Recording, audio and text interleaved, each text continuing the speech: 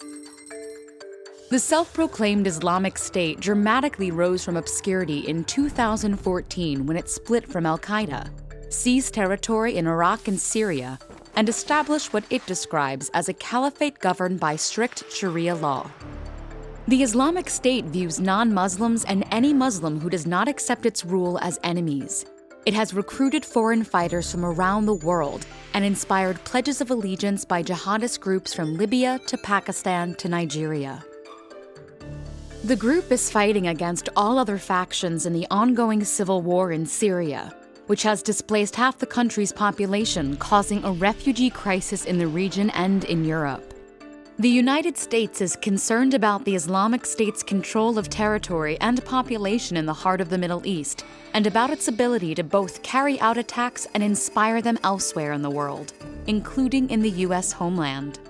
The United States is already taking some steps to roll back the Islamic State and restrict its resources and recruits, including airstrikes, arming and training local partners, and dispatching military advisors and special operations forces. The next president will face tough decisions in confronting the Islamic State. Troops on the ground.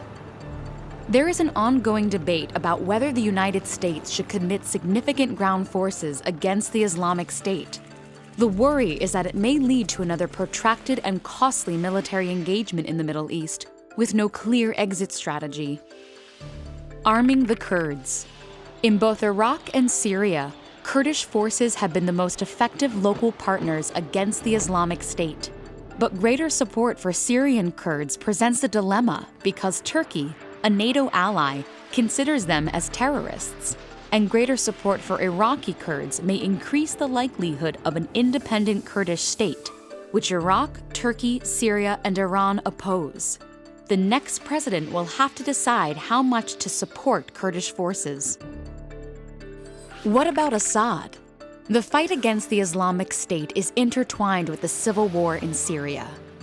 As long as President Bashar al-Assad remains in power, it inspires support for the Islamic State. But Assad is backed by Russia and Iran, and influential countries are deeply divided on whether and when to press for his departure. The president will have to decide what negotiated solution the United States is prepared to live with, and whether to provide greater military support for local Sunni partners who seek to oust Assad. The battle against the Islamic State will have to be calibrated with a host of interconnected regional challenges, including the sectarian strife in Iraq, spillover into neighboring Turkey, Kurdish desires for independence, tensions between Iran and Saudi Arabia, and Russia's renewed assertiveness. The next president will have to make decisions that will affect U.S. policy not just in the Middle East, but around the world.